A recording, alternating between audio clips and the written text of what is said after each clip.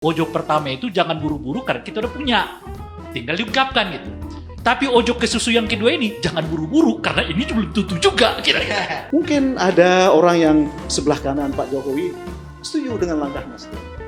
Tetapi orang di sebelah kiri Pak Jokowi belum tentu. Tapi 17.000 orang menggiring suara partai jauh lebih mungkin daripada membayangkan satu orang menggiring suara partai. Gitu menurut saya. Sambutan Pak Jokowi itu menurut saya ya, Pak Jokowi itu harus dibantu untuk memahami bahwa nanti ributnya orang mau ganti presiden itu kira-kira ya bulan Juli aja lah. Ya, Juli, Agustus, September gitu loh.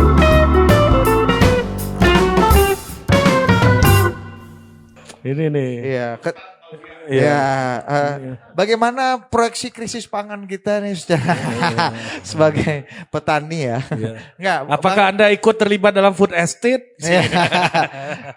Apakah layak food estate itu dikerjakan oleh tentara? Bukan harusnya. Enggak, kita kembali ke persoalan politik terkini nih. Coba Bang Rey, gue gak mau kasih pertanyaan lah. Lu kasih dulu perspektif untuk mengomentari banyak peristiwa-peristiwa politik minggu ini gitu Bang.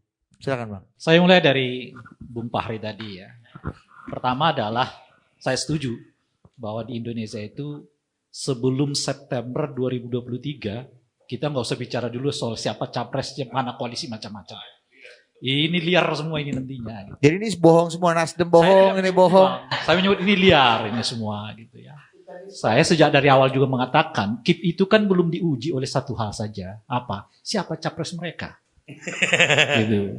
Jadi kalau nanti masuk pada bab itu, pada pasal itu, ini bisa goyah juga itu semua gitu. Apalagi itu kan tiga kepalanya sama-sama, usianya sama, pengalamannya sama. Ya mungkin. Tapi kan suara partainya beda, Bos. Golkar lebih gede. Golkar dan PAN dan P3 kan jauh. Tapi kan ke soal pengalaman, ya soal pengaruh, soal macam-macam ini sama semua. Jadi kalau satu di antara mereka akan maju, yang lain juga, emang lo siapa? Gitu. Tiga-tiganya Menteri Jokowi lagi ketua partainya. Lo siapa gitu. Nah oleh karena itu memang nggak bisa kita mengatakan bahwa ini semuanya fix gitu. Bahwa ini betul tadi, ini seolah-olah semua. Seolah-olah ada 3 pasangan capres, seolah-olah ada 3 koalisi yang kesemuanya juga bisa bertukar pasangan seterusnya gitu. Meskipun ya catatan kedua saya tadi betul Bung Taufik dan juga Bung Hasan ya, kita nggak perlu lagi merefer sistem politik kita ke banyak negara. Di Indonesia udah campur baur semua. Oleh karena itu mungkin yang paling solid melihat sistem politik itu ya sejarah kita aja. Sejarah kita itu tradisi-tradisinya, kulturnya seperti apa, polanya seperti apa. Itulah yang menurut saya kita sampai kepada kesimpulan itu tadi. Bahwa belum bisa dinyatakan satu koalisi itu seperti koalisi yang benar, meskipun udah ada hitam di atas putih gitu, sebelum mereka sama-sama menyerahkan calon presiden mereka ke KPU. Dan itu disahkan oleh KPU. Nah kalau nanti disahkan oleh KPU, baru kita mengatakan mereka adalah koalisi yang solid. Itu juga yang saya maknai dari pernyataan kedua dari Pak Jokowi ini gitu. Ojo ke susu. Jangankan KIP. Jangankan kemungkinan koalisi Nasdem yang saya sebut kemarin itu sebagai koalisi biru orange itu yang saya sebut tadi, atau nanti koalisi PDI dengan PDI Perjuangan, bahkan Pak Jokowi dengan 2 pernyataan ojo ke susu pada 2 kesempatan yang berbeda memperlihatkan beliau juga goyang, gitu, goyang melihat peta ini gitu loh. Pak Jokowi itu goyang artinya Pak Jokowi. Makna yang saya tangkap itu beliau goyang. Gitu. Ketika beliau, makna yang saya baca, ketika beliau menyatakan ojo ke susu di Jawa Tengah ya saat itu, dalam pertemuan Projo itu, beliau sebetulnya dengan sangat gembira untuk mengatakan, ya orangnya sudah ada di sini, tapi kita nggak usah ungkapkan sekarang gitu. Tapi ojo ke susu 2 ini udah beda lagi nih ceritanya. Meskipun kalimatnya sama, ojo pertama itu jangan buru-buru karena kita udah punya, tinggal diungkapkan gitu. Tapi ojo ke susu yang kedua ini jangan buru-buru karena ini belum tentu juga kira-kira. Jadi ini udah bolak-balik gitu. Artinya apa? Artinya kelihatan juga Pak Jokowi sudah mulai juga goyang. Apa benar harus katakanlah kalau tadi Bung Hasan mengatakan Jokowi Ganjar Pranowo seperti Little Jokowi gitu ya. Apa benar harus Ganjar yang harus kita dorong? Itu mungkin pertanyaannya. Dan oleh karena itulah kemudian Projo juga agak berubah sikap. ketika ada diskusi saya dengan kawan-kawan projo di salah satu media mengatakan ini sebetulnya karena perintah Pak Jokowi tidak akan mengumumkan. Sebab pertemuan itu memang salah satunya yang di Jawa Tengah itu dirancang dalam kerangka menyebut nama Pak Ganjar sebagai calon presiden dari projo. Itu nyata-nyata ya. Kalau tidak percaya silakan lagi lihat rekaman cuplikan pidato itu. Nah itu saat itu gitu. Tetapi pernyataan itu sekarang beda lagi nih. Projo sendiri mengatakan tidak akan lagi menyebut nama di Musrembang. Itu artinya apa? Petanya berubah lagi di semua gitu loh. Bang, Musrembang ini buat camat-camat ini Bang. Musrembang, apa namanya? Musra. Ini peta berubah lagi ternyata. Jadi Pak Jokowinya udah dari dulu di ojok ke susu pertama itu nggak usah buru-buru. Orangnya udah di sini kok. Ini sekarang ojok ke susu kedua nggak usah buru-buru. Belum tentu dia juga. Itu loh kira-kira. Nah, ternyata di Jawa Barat pula sekarang agak trauma. Agak trauma kata Pak. Ini memperlihatkan kepada kita, pokoknya kita baru bisa menyebut ada koalisi fix solid kalau mereka udah menyerahkan tanda tangan mereka itu ke KPU. Sebelum ada itu, jangan bicara koalisi yang solid. Seolah-olah iya, itu tadi yang disebutkan oleh Bung Fahri, koalisi tipu-tipu kan tadi. Oke. Seolah-olah ada KIP, ada Nasdem dengan PKS, dan seterusnya. Saya kira masih di forum ini 2 atau 3 minggu yang lalu, saya menyebutkan Nasdem dengan PKS akan bertarung kuat. Siapa yang akan menjaketkan kalau misalnya calonnya adalah Anies? Nasdem kah atau PKS kah? Meskipun seperti yang saya sebutkan tadi itu, dalam kultur politik kita selama 10 tahun terakhir ini, kelihatan kemampuan PKS dalam lobby itu agak lemah. Di situ saya katakan bahwa Nasdem punya peluang untuk di situ Nasdem punya peluang untuk menjaketkan Anies Baswedan. Bukan kehilangan Bang, berguguran di jalan dakwah. Kan kita juga nggak bisa membayangkan orang seperti Fahri Hamzah, ya kan, yang apa istilahnya ya itu bergumul membangun PKS itu malah keluar juga gitu loh. Ya itu lanskap politik kita. Nggak ada yang abadi, nggak ada yang macam-macam, dan nggak perlu kita contohkan tuh dengan teori-teori politik besar ya sesuai dengan buku pengalaman negara, nggak ada. Ini kultur politik kita sendiri-sendiri gitu. Dan dari kultur politik kita sendiri-sendirilah kita pelajari tabiat politisi kita masing-masing gitu. Seperti apa? Kalau mereka menyebut koalisi macam apa? Jangan dibayangkan koalisi seperti dalam buku-buku itu. Nggak ada itu. Kok nanti kalau kemudian misalnya ya koalisi yang disebutkan ini bubar gitu, akan ada banyak alasan untuk menjelaskannya. Salah satu alasannya kan memang KIP ini nggak pernah didesain untuk mencalonkan calon presiden. Kami hanya berkoalisi untuk kepentingan pilkada 2024. Kan sesederhana itu aja menjelaskannya. Kan? Selalu akan ada banyak alasan untuk menjelaskan apa yang mereka sebut sebagai koalisi. Termasuk di dalamnya adalah koalisi dalam konteks mengawal presiden. Kalau ini nggak kena. Terakhir nanti alasan koalisi Indonesia Bersatu itu mengatakan kami koalisi dalam rangka mengawal Pak Presiden. Tidak dalam rangka mencalonkan calon presiden, tidak dalam rangka mencalonkan calon bupati, wali kota, atau gubernur di dalam pilkada 2024 yang akan datang. Jadi banyak nanti akan ada alasan itu. Koalisi itu nggak pernah salah, yang salah adalah persepsi publik. Kira-kira gitu. Nantinya akan begitu. Yang salah adalah persepsi publik. Itu alasnya gitu nanti di alas. Alasnya. Oleh karena itulah jangan membayangkan yang macam-macam. Tentang KIP itu saya sudah mengatakan sederhana aja bujinya. Coba minta nama presiden dari mereka. Kan gak ada yang berani menyebut satupun. Itu artinya, seperti yang disebut oleh Bung Fahri. Ini koalisi tipu-tipu, kata Bung Fahri bukan saya. Istilah saya itu koalisi, ecek-ecek lah ya kan. Koalisi, apa namanya itu ya, koalisi, ya begitulah. Jadi sementara aja, saya bahkan pernah mengatakan koalisi ini sebetulnya cuma 2 hal. Tadi disebutkan oleh Bung Fahri salah satunya. Dan yang kedua adalah bagaimana bagi PAN ya menjadi alasan untuk mendapatkan jatah menteri. Kan setelah koalisi kemudian betul-betul dapat jatah menteri, sebelum koalisi ya PAN diombang-ambing aja oleh Pak Jokowi ya kan. Artinya ini bikin sur presiden nih koalisi ini ya Bang. Koalisi ini selalu hitungannya jangka pendek. Nggak ada itu namanya jangka panjang 2000 sekian, nggak ada jangka pendek. Mengapa Golkar dengan PAN ketemu saat itu? Tadi Bung Fahri udah menyebutkan salah satu argumennya kan, salah satu faktornya. Nah, faktor yang lain, mengapa PAN masuk ke kelompok ini? PAN membutuhkan kekuatan untuk betul-betul mereka mendapatkan kursi di kabinet. Dan begitu dia masuk di dalam koalisi itu, akhirnya dapat Menteri Perdagangan yang tiba-tiba menjadi kasus dan saya laporkan ke Bawaslu karena ada bagi-bagi minyak goreng. Kan kira-kira gitu ya, kasus itu ya. Nah, tapi kan sebelum ada KIP itu, hampir 2 kali reshuffle, PAN gak dapat apa-apa. Berarti KIP ini emang maunya Pak Jokowi dong berarti? Tidak maunya Pak Jokowi, itu maunya 3 partai itu dalam kerangka membuat kekuatan sendiri di dalam internal pendukung Pak Jokowi. Gitu. Ini blok tersendiri yang saya sebutkan itu tadi. Sekarang setidaknya kita membaca 3 blok di dalam koalisinya Pak Jokowi itu. Satu namanya blok KIP. Jadi makanya KIP ini nggak ada hubungannya dengan 2024. Ini blok di antara mereka gitu loh. Blok yang kedua adalah PDI dengan Gerindra yang mungkin punya sendiri calonnya, dan yang blok ketiga adalah Nasdem. Dan Nasdem ini karena terlalu agak belelo sekarang, dikurangin jatahnya kan, di macam-macam, karena tinggal sendirian. Blok oposisi ya Pak? Oposisi dalam ini, dalam selimut. Gitu.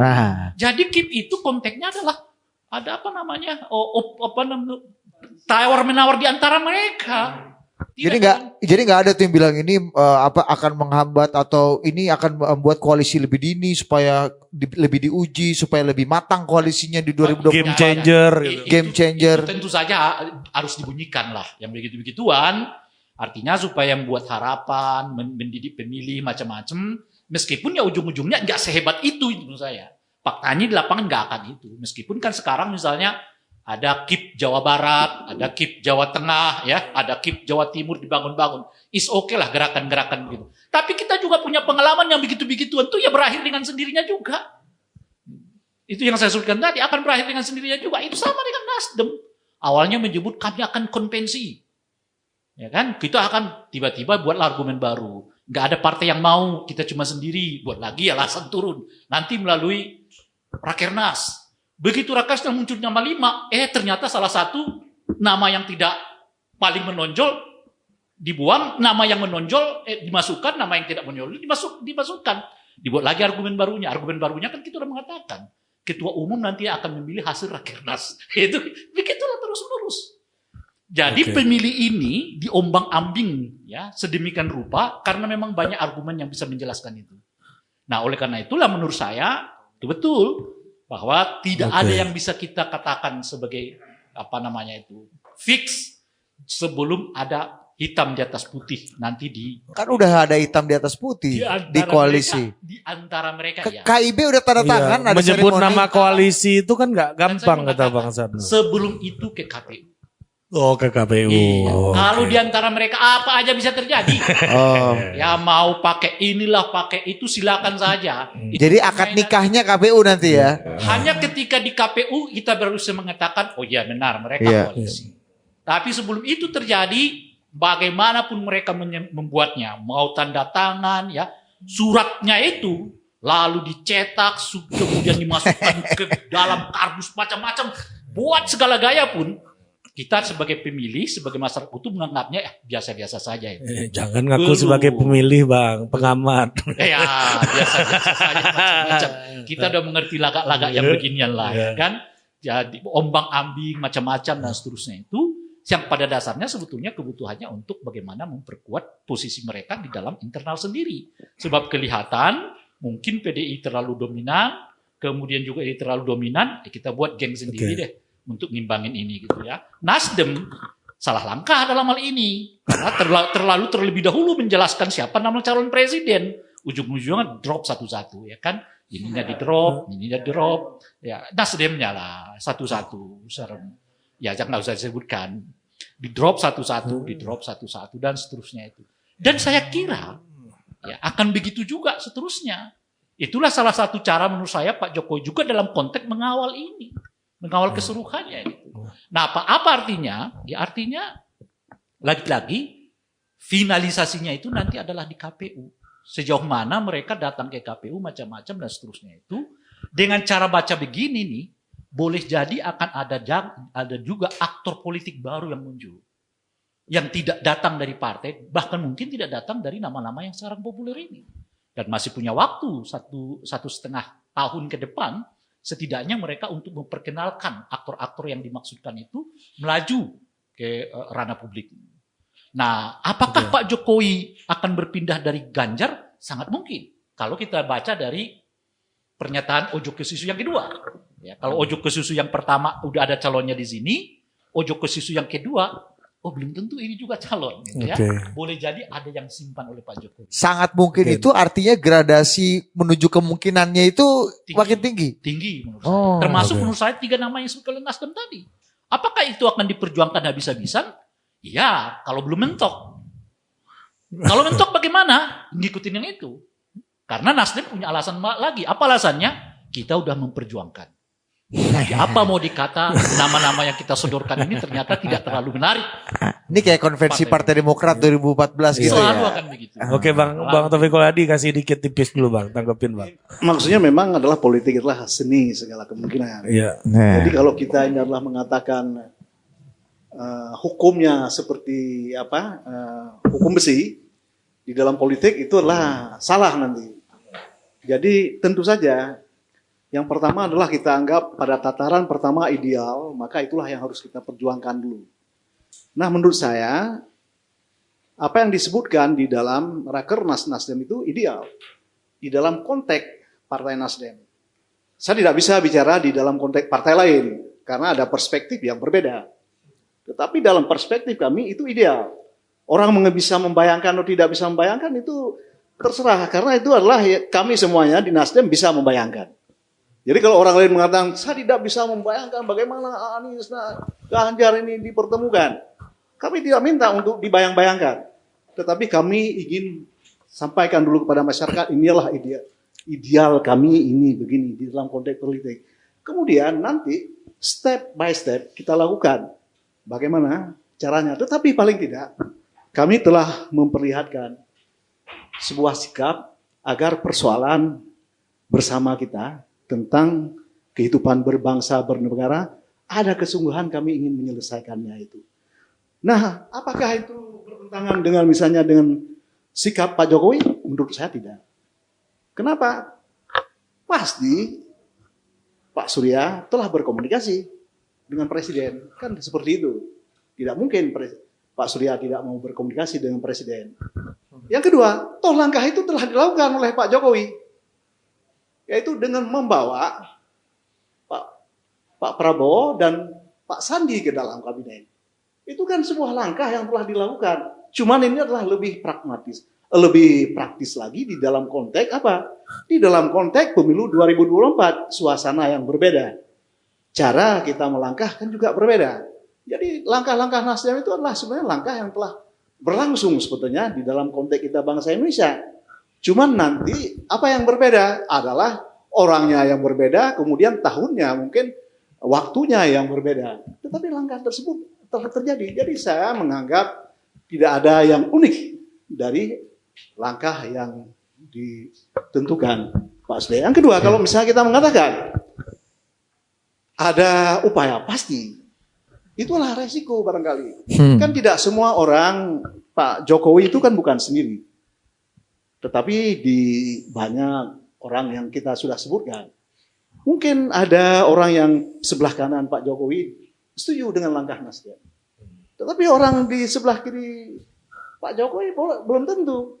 Barangkali ada upaya seperti itu. Tetapi sejauh ini kita masih merasa nyaman. Tidak ada masalah dengan Pak Jokowi. Tidak ada yang dikurangi hak kita sebagai Partai Nasdem. Kita ada 3 orang di dalam kabinet, maka 3 orang masih berada di dalam kabinet sekarang ini. Jadi itu adalah menunjukkan bahwa masih ada kepercayaan. Dan kami sejauh ini tidak terlalu mempersoalkan hal tersebut, tetapi apa langkah-langkah tersebut itulah yang harus dikomunikasikan. Ini adalah komunikasi politik namanya.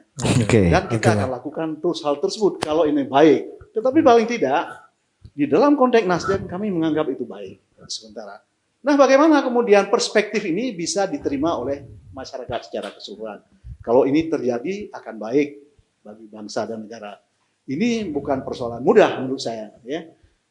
Itulah saya juga, saya minta maaf juga nanti mungkin saya lebih duluan. Ya. Pergi karena saya ada kegiatan juga di rumah sekarang ini. Oke Bang. Oke, Terima Bang. kasih Bang Siap, Taufik. siap. Oh, Bang Saya Rey mau boleh komentar ya? nyambung nggak? Boleh, Mana boleh. ojo ke susu Iya. kedua itu ya. Karena tadi baru satu. Jadi mana ojo ke susu kedua ini dalam cakupan saya sesuai dengan tema kedua dari diskusi ini. Kenapa kata Pak Jokowi ojo ke susu? Jangan sebutin nama capres dulu macam-macam. Karena memang mungkin pada tingkat tertentu pertanyaannya 2024 ini jadi apa enggak? Masih ya. Iya, jadi apa enggak nih gitu. Kenapa saya katakan begitu? Karena betul, isu soal perpanjangan masa bakti 3 periode itu ternyata belum berakhir. Meskipun udah berulang-ulang kali Pak Jokowi mengatakan pokoknya pemilu 2024 jalan-jalan-jalan. Nah yang kedua adalah, lihat sampai sekarang tuh. KPU mengatakan membutuhkan dana 8,2 sekian triliun. Tapi yang dikucurkan baru seperempatnya, yaitu 2, sekian triliun. Udah teriak-teriak nih KPU sama Bawaslu untuk mengatakan segera karena program udah jalan. Tapi Pak Pemerintah sama sekali belum meresponnya. Harus diingat ya, pemilu mundur itu tidak mungkin lagi. Karena itu sudah masuk tahapan dan kalau dilakukan itu inkonstitusional. Tapi masih ada cara untuk menyatakan pemilu tidak dilaksanakan 2024. Apa caranya itu? Pemilu tunda. Gitu. Jadi tunda itu ada 2. Tunda sebagian tahapan atau tunda keseluruhan tahapan.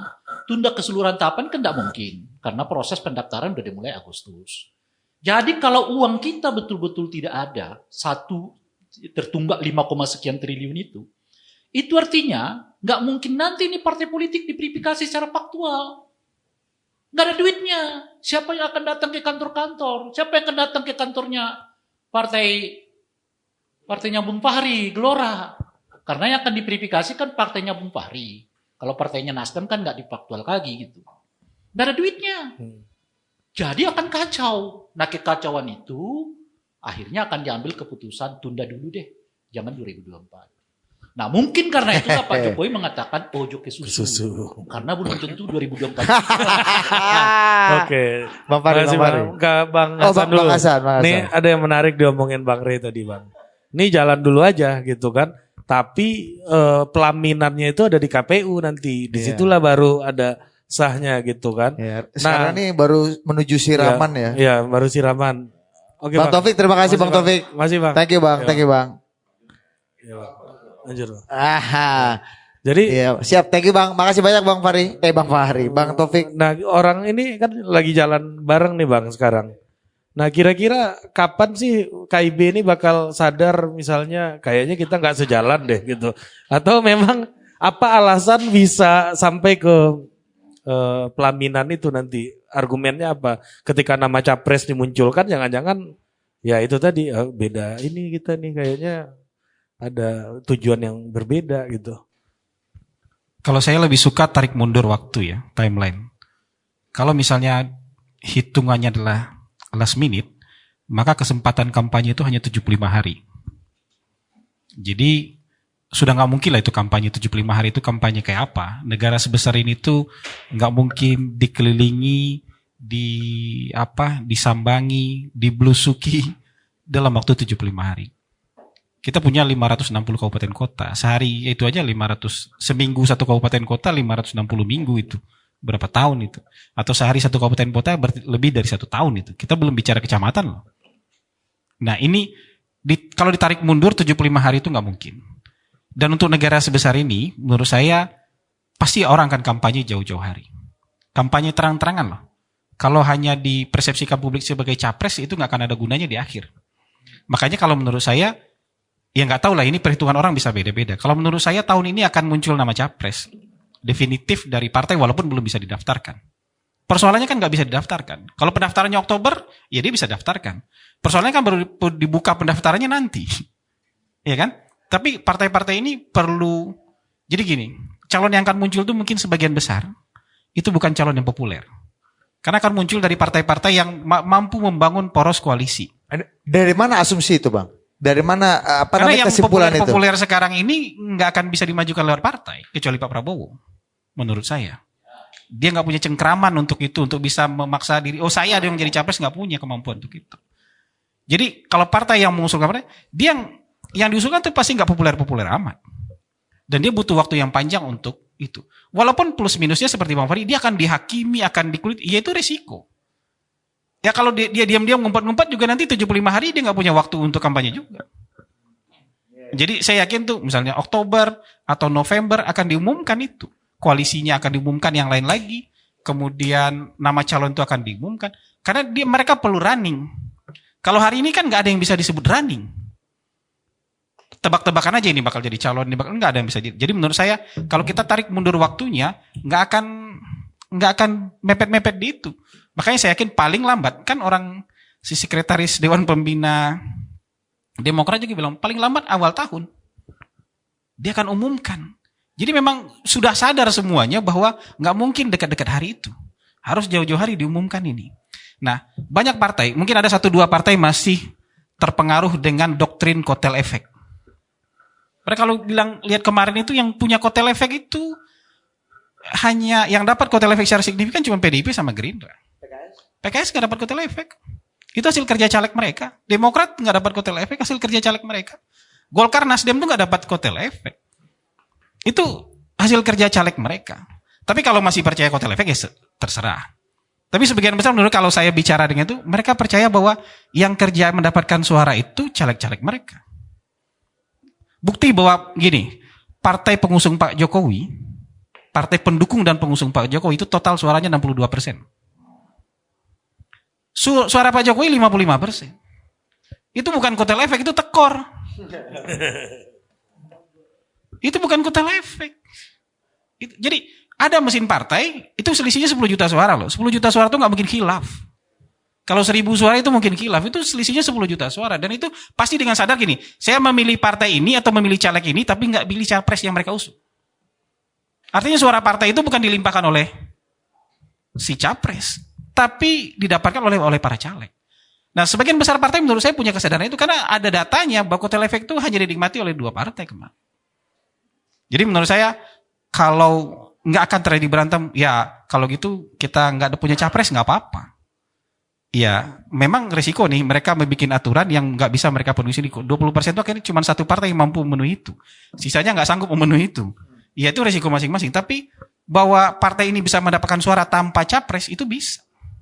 Bisa besar tanpa identik dengan capres tertentu itu bisa. Gelora nggak punya partai, kalau 17.000 punya caleg bisa memenuhi 17.000 caleg, masing-masing cari 1.000, 17 juta.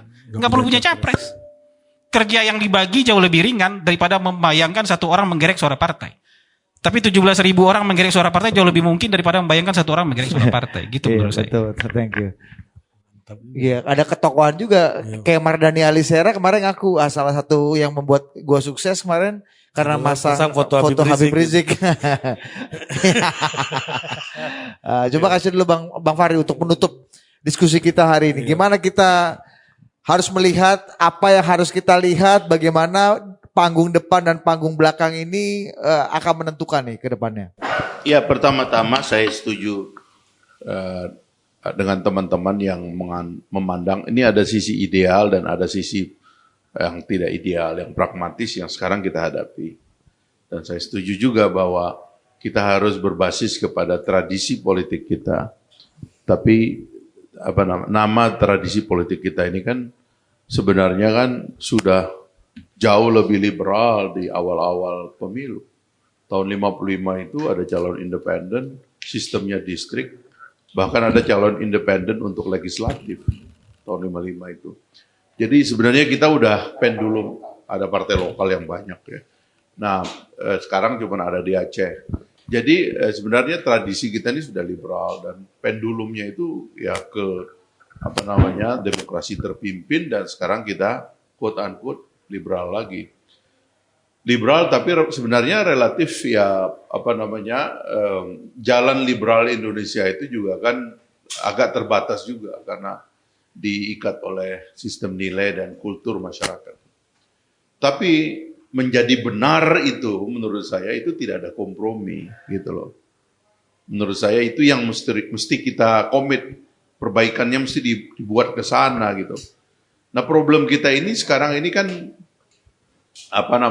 kalau di luar negeri sebenarnya political correctness itu. Jadi banyak yang mulai salah gitu loh. Jadi misalnya orang mencemaskan perpecahan loh.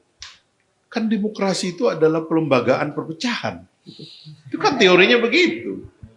Demokrasi adalah pelembagaan konflik. Demokrasi itu bilang, kita manusia ini suka konflik, yuk berdemokrasi yuk, supaya apa? Konfliknya itu terorganisir. Kita kelola ini gitu loh. Ya kan? Pergantian kekuasaan berdarah-darah, yuk kita jangan bikin berdarah-darah yuk. Kita bikinnya itu enak, gitu. Sebutnya pesta rakyat, kita enjoy. Kan begitu sebenarnya cara berpikir ini gitu. Nah, pelembagaan ini yang harus diteruskan gitu loh, supaya jangan bohongnya banyak di dalamnya itu. Nah, ini yang kita nggak mau lembagakan. Partai politik sadar bahwa mereka pingin katanya punya calon sendiri, Nasdem punya calon sendiri, Pak Muhaimin itu PKB pingin punya calon sendiri, bahkan Caimin dengan ketokohan dan kepemimpinan partai yang lama, wajar lah.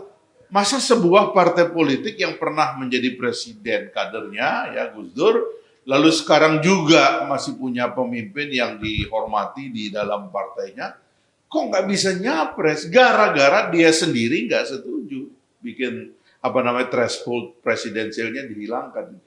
Loh ini kan kita koreksi aja dong, kita bilang oh ini memang salah. Sekarang harusnya semua partai itu nyalonin dong gitu kan, ayo kita perbaiki gitu loh. Dan waktu itu kita mengajukan judicial review, ada dua kan. Yang pertama itu yang kita bikin threshold 0%, ini yang sudah berkali-kali kalah. Yang terakhir kami bilang kemarin, oke deh kalau gitu, kalau bisa pileknya dulu supaya jangan pakai tiket lama gitu loh, pakai tiket baru aja. Kan musimnya harus sama dong. Masa orang milih yang lalu tuh belum ada COVID. Mood masyarakat beda dengan mood sekarang, ya kan? Nggak ada perang Rusia-Ukraina. Mood masyarakat beda. Loh kok itu dipakai untuk nyari presiden sekarang? Ini yang gini-gini, ini kan mesti dikoreksi. Gitu loh. Kita nggak bisa bilang ini kita biarkan aja hanya karena kita anggap ini udah jalan terus gitu. Jadi interupsi yang saya lakukan ini saya minta Partai Gelora melakukan interupsi secara masif ya, dan kita mau melakukan interupsi secara masif itu sekedar untuk mengingatkan bahwa tindakan kita hari ini kira-kira akan akibatnya begitu, termasuk juga kepada presiden kita. Saya terus terang mengkhawatirkan lemdak presiden itu, teori yang oleh teman-teman pollster sudah diingatkan lama sekali ya. Kalau nanti tiba-tiba terpilih lagi, kalau kemarin Pak Jokowi terpilih ya kan pada bulan Februari, tetapi dilantiknya bulan Oktober masih enak karena yang terpilih dengan yang akan dilantik dengan yang akan digantikan orangnya sama. Tapi coba kalau nanti tiba-tiba yang terpilih yang jelas kan pasti beda dengan yang sekarang memimpin, kan kasihan kan. Gitu loh, itu akan menciptakan transisi yang jelek sekali gitu loh. Pak SBY saja pada waktu itu transisinya nggak terlalu lama, pusing juga. Ya kan, orang bikin rumah transisi dan sebagainya itu, istana merasa sebagian dari kewenangannya mulai diambil-ambil, ya kan, ngomel-ngomel dan sebagainya. Nah ini lemdak ini kan harus diakhiri juga gitu loh, untuk kebaikan Pak Jokowi. Jadi saya ingin nyambut ini Pak Sekjen ini, sambutan Pak Jokowi itu menurut saya ya, Pak Jokowi itu harus dibantu untuk memahami bahwa nanti ributnya orang mau ganti presiden itu kira-kira ya bulan Juli aja lah. Juli, Agustus, September gitu loh. Tahun depan. Ya tahun 2024. 2023, ya tahun depan. Maksudnya itu sekarang ini ributnya kita ini dulu nyari anggota legislatif dulu lah. Ya kan, nyari presidennya jangan sekarang gitu loh. Kasihan Pak Jokowinya. Orang udah pada ngumpul nih, sakit perut juga kan ngeliatnya. Ini orang kita masih di sini dok. Orang dia gue kasih jabatan di dalam kabinet. Dia udah ngumpul-ngumpul. Kurang asem juga nih orang-orang kan. Ya kan nyebelin juga gitu loh. Jangankan kepada partai-partai ini, kepada partai dia sendiri juga tidak. Jadi KIB udah bener dong bang, ngumpul-ngumpul aja kan koalisi tapi belum nyebut nama. Bikin sakit perut itu. Janganlah, ini ngomong sekarang legislatif. Siapa yang akan menjadi anggota legislatif kita? Adu nih mereka tentang konsep Senayan itu reformasi parlemennya seperti apa. Itu dulu yang kita bicarakan. Kita terbiasa menganggap Senayan embel-embel.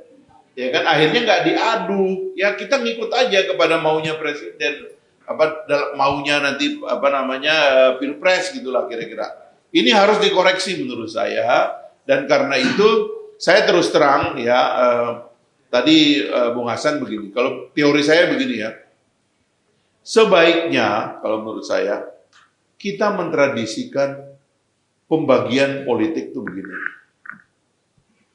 Pemilihan oleh rakyat itu sehari saja. Ya, dalam pengertian begini. Kesibukan rakyat dalam politik itu pada saat pemilu dan pencoblosan aja.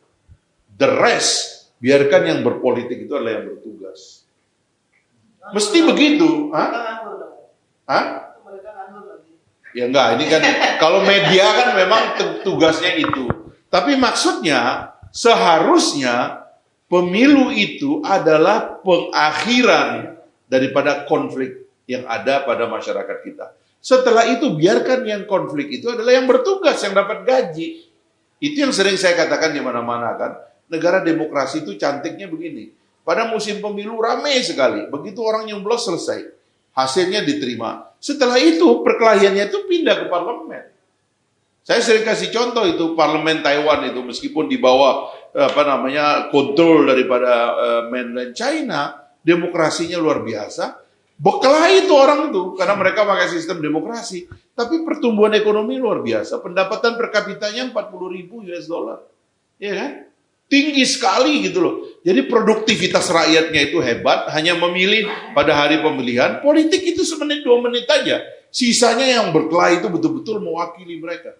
Nah ini kan kita enggak. Kita mengkhawatirkan seolah-olah konflik ini akan berlanjut. Seperti mohon maaf tadi Bung Hasan. Pak Prabowo itu pikiran saya, kita bukan nggak setuju dengan politik rekonsiliasi. Tapi rekonsiliasi itu bukan berarti kita nggak berbeda pendapat. Kita nggak berkonflik di parlemen. Parlemen itu adalah oposisi dalam sistem presidensialisme. Jadi tetap harus oposisi.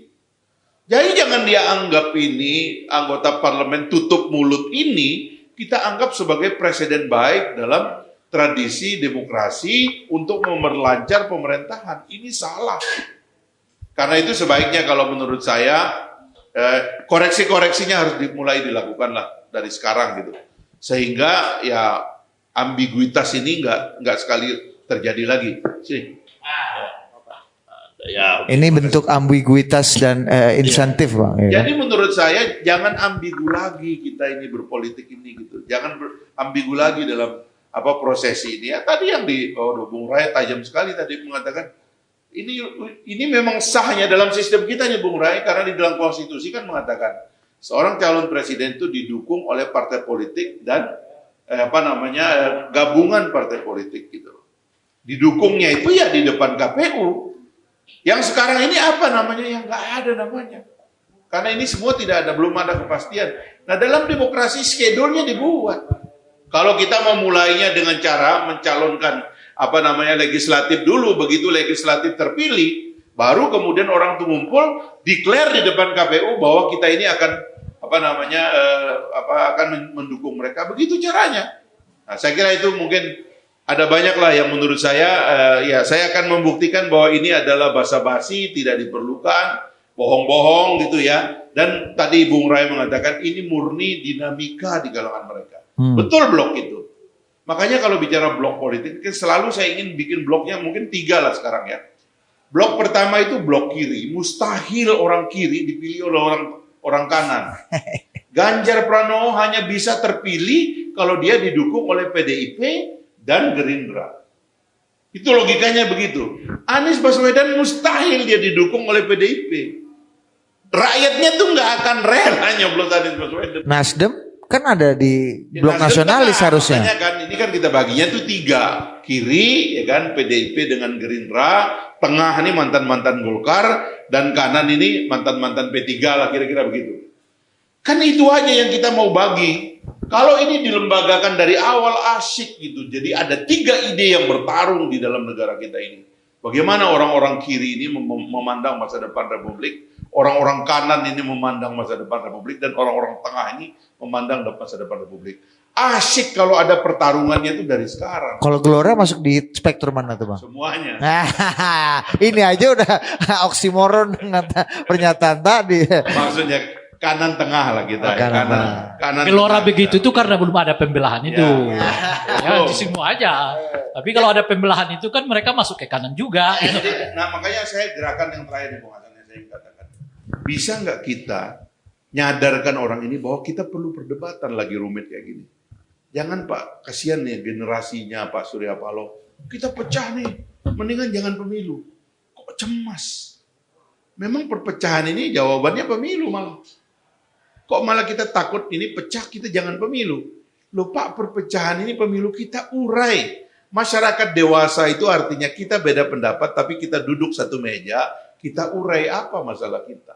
Itulah kontestasi itu gitu loh. Nah ini menurut saya perlu dipercepat gitu loh kontestasinya itu. Kalau memang mau, usul saya, udah bikin aja sekarang kita nih ya, kita udah diusir dari gelanggang nih. Karena kita nggak ikut pilpres ya, nggak apa-apa ya kan? Nggak apa-apa, gue nggak ikut, katakanlah gitu. Coba kalian sekarang, semua partai ini, tolong ya, Pak PDIP dan Gerindra, udahlah ya, yang gampang itu Prabowo Puan misalnya kayak gitu.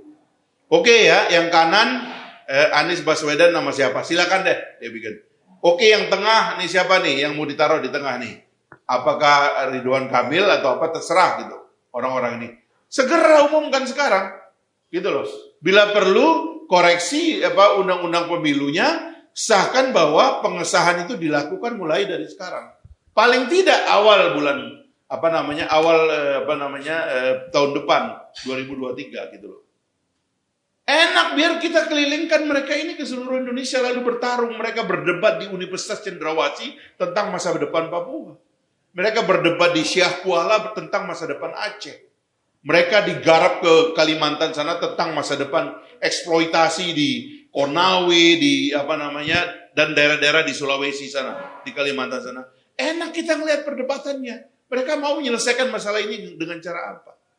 Itu yang kita pengen, nggak nanti tiba-tiba di ujung cerdas cermat kelompen capir. Ya kan? Sambil diingatkan tolong ya sopan, katanya ini kan calon pemimpin, jangan terlalu dia dibikin berantem dan kita pengen berantemnya karakter gitu. Wah, entah. Setuju Ini nih gue Bang. ada. Kalau ini gue agak setuju nih. Ya, saya setuju tuh Bung. Teman-teman media agak galak sedikit lah ke calon. Ya. Makanya saya mengistilahkan sebetulnya kan calon-calon presiden kita yang dengan tingkat elektabilitas yang tinggi sekarang ini, istilah saya itu calon presiden spanduk. Dibesarkan oleh simbol-simbolnya sebetulnya. Tidak dibesarkan tadi seperti apa yang disebut oleh Bung Fahri, ide mereka tentang 2024. Kalau saya pilih misalnya Ganjar, apa sih yang kita bayangkan dengan Ganjar 2024 nanti? Kalau saya pilih Anies Baswedan, apa yang saya bisa bayangkan dengan Anies pasca 2024? Gitu. Dan begitu seterusnya. Gitu. Karena tokoh-tokoh yang justru populer sekarang, tidak meraup popularitasnya itu dari alternatif yang akan mereka serahkan pada 2024. Tapi mereka meraih popularitasnya itu dari main gimmick gitu loh. Ganjar, YouTube, Anies, populer karena JIS gitu kan. Itu gimmick tuh Bang. JIS itu substansi apa Anda gimmick? bisa bayangkan. Saya mau mengatakan di sini kayaknya di mana saya ngomong itu. Bisa nggak nanti kita bayangkan kalau mau jadi calon presiden itu Anda bangun dulu stadion. Lalu dengan stadion itu Anda buat acara. Sholat jamaah lah, ya kan? Undang inilah, undang itulah. Kacau sekali. Republik ini. Hanya karena bangun stadion itu tiba-tiba jadi calon presiden. Lah orang bisa berlomba-lomba bangun stadion di mana-mana. Dan dengan itu dia merasa punya tiket jadi calon presiden. Berarti Pak Lukas NMB bisa nyalon nih. Makanya Punya presiden, punya stadion dia. tinggal dia buat formula E yang lain di sana kan. Selesai. Nah oleh karena itu situasi kita kan sebenarnya adalah situasi yang saling menyandera. Gitu. Tokoh-tokoh yang terlanjur populer ini menyandera partai-partai. Partai-partai nggak bisa mengeluarkan calon-calon mereka sendiri tanpa melirik mereka. Sebaliknya partai-partai ini menyandera tokoh-tokoh ini yang populer. Sebab yang tokoh-tokoh yang populer ini belum tentu bisa dicalonkan kalau nggak dicalonkan oleh partai politik ini. Iya. Nah, titik persoalannya ada di presidensial threshold. Kalau sebetulnya kita kosongkan presidensial threshold itu, partai-partai ini akan diuji popularitas dan elektabilitasnya dengan tokoh-tokoh populer ini. Sama semua. Oke. Mereka nggak perlu seperti mengemis sekarang kepada calon-calon yang populer ini. Ya. Mengemis apa? Mengemis kenaikan elektabilitas dari kader-kader yang bukan kader-kader, dari capres yang mereka tidak kader. Sebaliknya, tokoh-tokoh yang populer sekarang ini nggak perlu harus ngemis-ngemis ke partai karena nggak punya tiket. Kan lebih fair. Jadi partai politik bisa nyalonkan sendiri kader-kader mereka, masyarakat umum yang mau mencalonkan sendiri kader mereka bisa mencalonkannya sendiri kalau kita pakai presidensial threshold. Oke lah, kita tetap pegang konstitusi bahwa semua calon presiden itu harus berangkat dari partai politik atau gabungan partai politik. Hanya itu syaratnya. Jadi kita nggak mengenal namanya misalnya calon independen. Tapi tidak boleh lagi ada namanya presidensial threshold. Partai gelora bisa nyalonkan siapapun. Bahwa apakah ia laku di pasar pemilu atau tidak, biarkan publik yang akan menilai. Nah bukan kekacauan itu. Masalah kita itu kan karena kita dibombardir oleh partai-partai yang memang sudah stabil dengan menyebut kalau terlalu banyak partai, kacau kita ini. Itu kata kacau itu membekas kepada masyarakat kita. Lalu membayangkan kekacauan itu luar biasa karena banyaknya calon presiden. Padahal sebanyak apapun calon presiden itu, yang dipilih cuma tetap satu kok. Apa yang buat kita kacau? Kecuali 2 presidennya, baru kita kacau 3 presidennya. Jadi sebanyak apapun calon presiden itu, presiden kita tetap satu. Bersama dengan wakilnya gitu. Nah oleh karena itulah, saya kira juga kita semua, sudah jangan tersandera juga dengan nama-nama ini. Kita harus mulai juga berani memunculkan tokoh-tokoh lain. Kita persandingkan yang saya istilahkan itu, calon presiden spanduk dengan calon presiden ide. Siapa di antara mereka gitu. Ya kan? Jadi boleh tadi betul. Nah, dia Ganjar di sini, Anies di sini, kemudian siapa lagi Pak Prabowo di sini. Ini yang saya sebut calon presiden spanduk. Mungkin tokoh-tokoh lain lagi di sini gitu. Ini kan jujur aja kita mengatakan, kalau saya mau pilih ini nih kepada kawan Projo. Kalau saya mau pilih, kalau kira-kira apa yang Anda bayangkan sih setelah kalau nanti Ganjar terpilih? Nggak lebih karena bayangannya Pak Jokowi gitu loh. Kan hitam kata Pak Jokowi, hitam kata kami gitu. Itu persoalannya. Jadi apa agenda mereka 2024? Nggak ada juga gitu loh. Mereka yang ikut hitam kata Pak Jokowi, hitam kata itu. Kita tanya juga Anies, apa yang Anda mau katakan? Nggak ada juga. Dia besar karena ingin merawat bahwa dia seolah-olah berbeda dengan Pak Jokowi. Jadi kita akan memilih calon presiden yang sama dengan Pak Jokowi atau memilih calon presiden yang berbeda dengan Pak Jokowi. Tapi ide-ide keduanya tidak ada tentang 2024 yang akan datang. Kita nggak pernah dengar. Ini persis seperti kita mengalami 2019. Kita terbelah sedemikian rupa. Tapi kalau kita belejetin visi misinya Pak Jokowi dengan Pak Prabowo, 90% sama. Apa yang membuat kita berbeda? Kalaupun ada 10% yang berbeda itu, satu-satunya adalah kalau Pak Prabowo terpilih sebagai presiden, beliau akan menjemput Habib Rizik dari Makkah. Hanya itu yang saya nggak temukan di visi-misinya Pak Jokowi. Yang lainnya tuh hampir sama. Anti utang lah, sumber daya alam lah, anti ini sama semua. Kalau Pak Jokowi nggak jemput ya, bahasa yang berbeda-beda. Ala spanduk-spanduk ini Bang ya, ala spanduk ya. Makanya oleh karena itu sekarang kita mestinya mendorong calon presiden ide, bukan calon presiden. Kalau Fahri Hamzah ini masuk kategori spanduk atau ide nih Bang? Ya terserah dia kalau dipasang banyak spanduk. Tapi kalau dia terus mau berdebat dengan banyak orang itu ide. Oke. Sebelum ke Bang Hasan dan Mas Handoko nanti untuk menutup, Bang Fahri sedikit aja Bang, karena Bang Hasan tadi kan bilang kuncinya kalau tidak mau pecah jangan masukkan sumber-sumber perpecahan dalam kontestasi. Biang-biang perpecahannya itu jangan diikutkan lagi sehingga potensi perpecahannya nggak lagi. Gimana Bang? Itu diomongkan. Kan udah diomongkan. Enggak. Itu mestinya ditanyakan ke Nasdem dong. Udah kan tadi. Punya pengalaman di Pilkada. Tapi kan dia tidak menjawab dengan jelas memang. Kalau solusi Nasdem dipersatukan. Iya. Kan Misalnya gini, kita punya tradisi atau genealogi politik aliran di Indonesia yang risetnya itu kuat sekali. Itu para antropolog dan seterusnya itu macam-macam menulis tentang itu. Itulah sejarah dan realitas dari Republik kita karena memang negara ini memang kompleks, luar biasa. Tapi sudah disatukan oleh para founding father kita masih ada elemen-elemen yang mungkin memecah. Elemen yang mungkin memecah itu sudah kita sisir.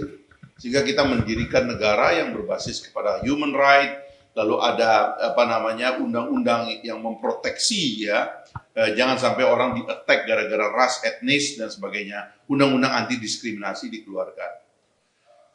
Tapi tetap ada yang namanya politik identitas. Orang yang menikmati bahwa keterpilihan dia karena identitas-identitas yang spesifik, khususnya kalau mayoritas, agama, suku dan sebagainya gitu loh.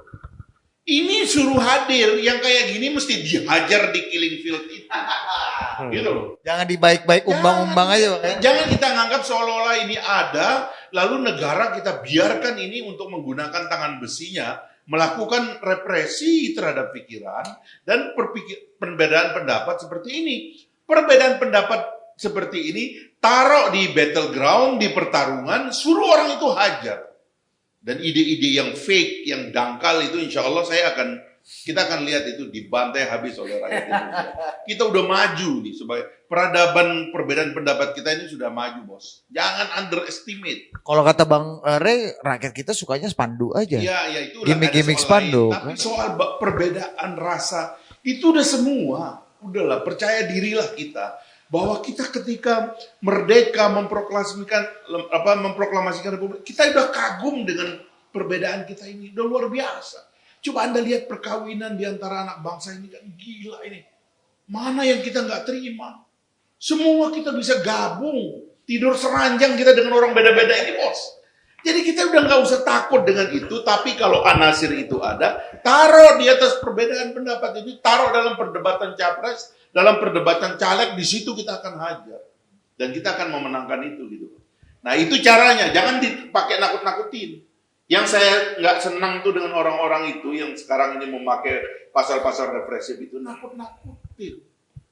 Inilah yang bikin ramai, ngabisin biaya. Orang kayak gitu dijemput oleh sekian banyak truk polisi dibawa untuk memuaskan orang-orang. Taruh dalam perdebatan supaya akar dari munculnya begini-begini kita hilangkan. Orang-orang sakit ini kalau kita biarkan dia berdebat hilang kok. Gitu. Jadi misalnya jangan takut Bang ya, kasih di battleground ya. Kasih battleground. Kan ada orang-orang gila itu yang biasanya diundang di TV. Saya menikmati. Orang-orang gila yang diundang ke TV. Saya menikmati itu. Siapa Bang orang gila? Ya banyak lah di masa lalu. Lihat aja di TV gitu. Tapi orang itu jadi hilang. Tentu memang dia kemudian tetap ngoceh. Dia punya hak untuk ngoceh di media massa. Tapi begitu dia melakukan penghinaan dan lain-lain, ada pasalnya yang kita sudah biarkan. Tapi jangan setiap ada perbedaan pendapat, ya kan, dari orang-orang ini nggak difasilitasi. Tuntaskan itu. Itulah cara kita bernegara, bos. Nggak akan ada lagi orang saling menghina. Ini cara kita ke depan itu, medium untuk saling mencintai sebagai bangsa Indonesia itu jauh lebih hebat. Percaya saya deh. Sehingga kita jangan kemudian ya orang-orang yang akan punya panggung, kiai-kiai, ulama dan sebagainya itu diserang. Jangan. Orang kayak gini nih diundang di podcast, bos. Anda undang ke podcast, tanya dia, kenapa Anda ngomong begitu? Kok yakin betul bahwa orang itu akan masuk neraka? Kayak gitu-gitu nanya ya. Iya. Dari mana keyakinan Anda itu gitu loh? Kayak gitu-gitu mesti diundang di podcast, bos. Jangan ditangkap, masanya ditambah banyak nanti. Gitu, bos. Oke. Thank you. Memang harus ditutup nih diskusi ini karena kita udah mulai percaya sama Fahri Hamzah. Iya. Makin lama umatnya Fahri Hamzah makin banyak nih. Kok gua percaya ya? Iya. Apa omongannya? Bang Hasan, coba Bang, untuk nutup Bang, ini banyak isu Bang, polarisasi, tadi kembali lagi ke hal prinsipil PT 0%, spanduk dan gimmick dan ide, gimana Bang? Gini, kalau Bang Fahri ngomong kayak gini tahun 2016, nggak akan ada penangkapan itu. Dulu saya bilang begini, saya bilang sekali Ahok ditangkap dan dipenjara gara-gara dia dianggap menghina, berikutnya orang akan gampang ditangkap itu gara-gara menghina. Menghina apa saja, karena pasal penghinaan itu dihidupkan. Selama ini kan pasal itu ada tapi kan nggak dipakai. Gitu. Iya, setidaknya nggak dipakai. Ada pasal itu tapi nggak dipakai karena nggak ada presiden. Tapi ada sekali orang dianggap menghina, dipaksa untuk ditangkap, diadili, dimasukin penjara. Habis itu yang lain akan ngikut aja. Mau menghina agama, mau menghina suku, mau menghina muka presiden, mau menghina, ya kan ditangkap aja. Karena ada presidennya orang menghina kemudian dimasukkan ke dalam, kan nggak diperdebatkan itu waktu itu di demo. Di demo dipaksa untuk ditersangkakan. Dipaksa diadili dan dipaksa juga untuk dihukum menurut saya. Karena tekanan publik. Kenapa nggak dilempar di perdebatan?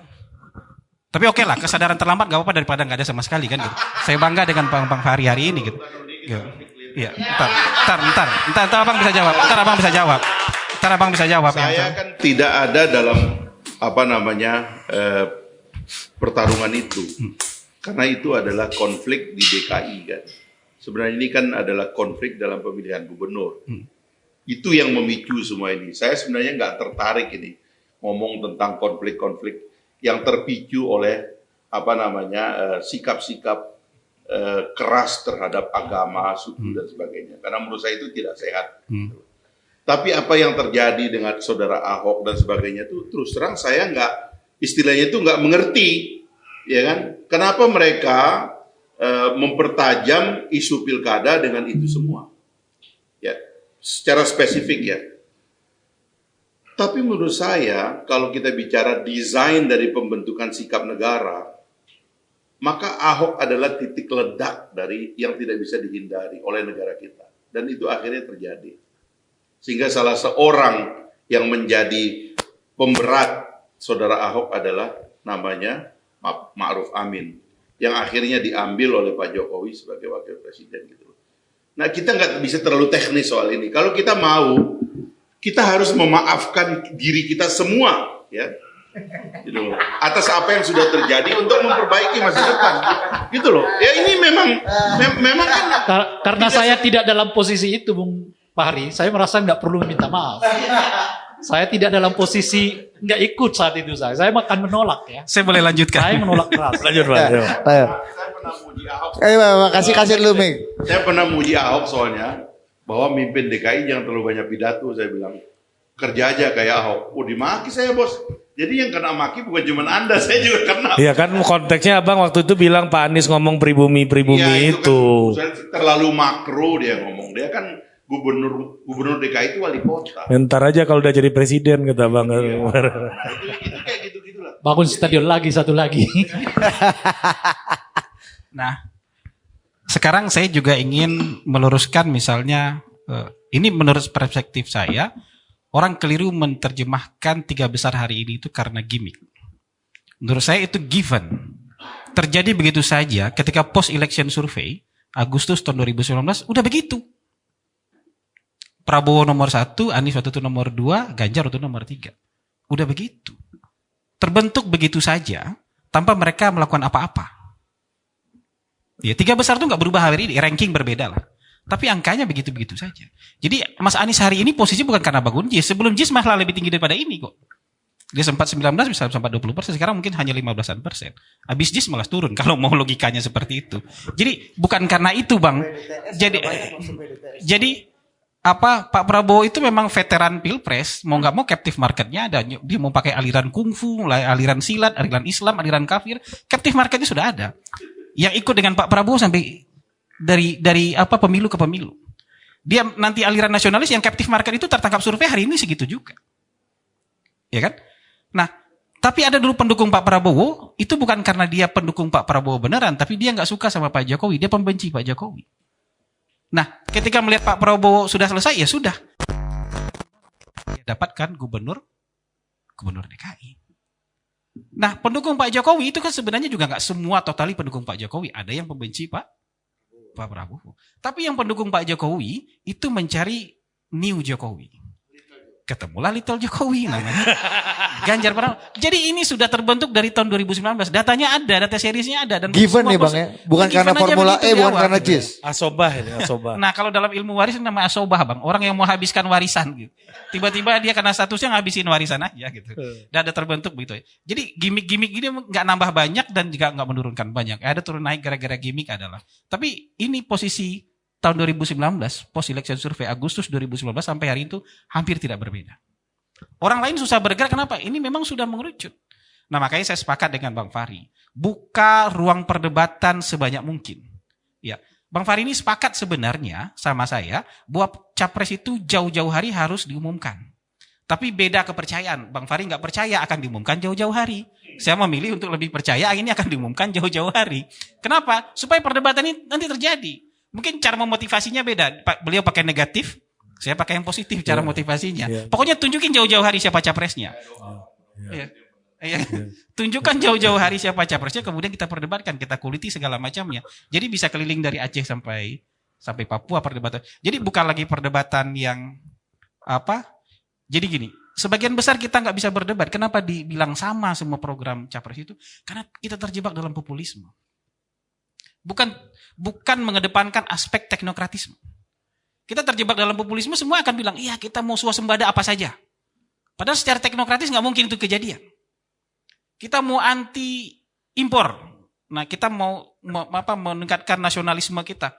Secara teknokratis itu nggak mungkin kejadian. Kita mau nasionalisasi semua sumber daya alam. Perusahaan yang mengelola, itu kan populisme. Secara teknokratis nggak mungkin itu kejadian. Nah, kalau memang kita terjebak dalam populisme untuk menyenangkan hati masyarakat, untuk menghibur hati masyarakat, memang itu listnya, Bang. Sehingga hampir nggak ada perbedaan. Tapi kalau sudah berbicara soal teknis dan teknokratis, pasti terjadi perbedaan. Pasti terjadi perbedaan. Ya kalau populisme itu ya menggembirakan untuk menyenangkan perasaan mayoritas. Makanya bisa saja ya tema-tema kampanye populisme itu kita dukung yang pro tahlil, yang anti tahlil kayak Bang Fahri nggak usah bisa begitu. Itu populisme. Ya kita mau yang seiman aja, yang nggak seiman nggak bisa. Islam versus kafir, agama ini versus agama itu. Kita mau pokoknya sebagian besar ini orang Jawa. Jadi kalau nggak Jawa nggak bisa jadi capres. Makanya Anies akan dibilang Hadramaut, Yaman dan segala macam. Itu kan perdebatan itu. Untuk menyenangkan sebagian besar orang. Padahal secara teknis, secara teknokratis nggak harus seperti itu. Jadi kalau membuka perdebatan juga kita harus masuk mana yang bisa diperdebatkan. Kalau pikirannya masih pikiran populisme nggak akan berdebat. Itu gimana? Pikiran populisme itu gimana? Ya kalaupun akan berdebat identitas saja. Anda nggak nasionalis, saya nasionalis. Anda pro asing, saya anti asing. Saya Pancasila gitu. Iya, saya pro tahlil, Anda anti tahlil. Begitu aja gitu. Bukan perdebatan yang teknokratis. Menurut saya begitu. Oh, itu battleground yang tidak diharapkan oleh Bang Fahri gitu ya. Itu apa maksudnya itu ya? Nggak tahu nih apa nih. Coba. Lu apa nih Yo? Nggak tahu nih, suka liar nih. Ini battleground kita. Ini memang ini. Coba kasih dulu. Iya. Udah, jangan dibahas. Padahal kan Anies misalnya kan. Anies ini harus ditanya, dia gubernur DKI. Udah. Dia harus dukung IKN dong. Iya kan? Dia harus mendukung perpindahan ibu kota. Karena yang dia pindahkan itu adalah tempat dia sekarang. Dia harus ngomong sesuatu dong, tapi Anies nggak berani. Kenapa? Dia nunggu di ujung. Saya khawatir dia bilang, kalau saya dukung IKN, pendukung saya yang rata-rata memang anti IKN, jatuhin dia. Maka dia tidak ngomong. Makanya Anies juga takut kalau dicalonkan sekarang. Ini semua orang penuh dengan rasa takut dan ketidakpastian. Partai takut kalah. Takut dengan elektabilitasnya turun. Tadi lagi-lagi dua kombinasi. Udah.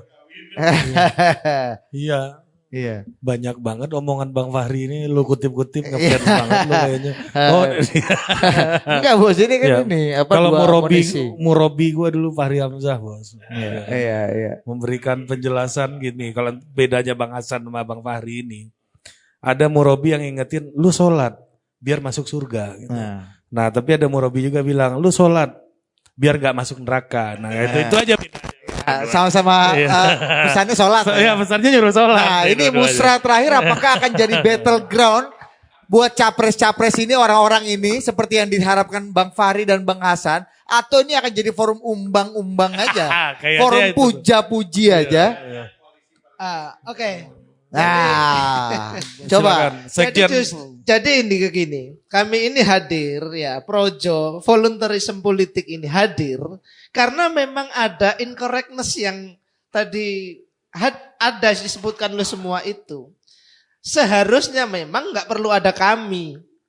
Kalau partai direct, kalau para pemain politik ini direct ke rakyat, harusnya nggak perlu ada kami. Maka saya setuju dengan ide-ide semua tadi, termasuk soal populisme.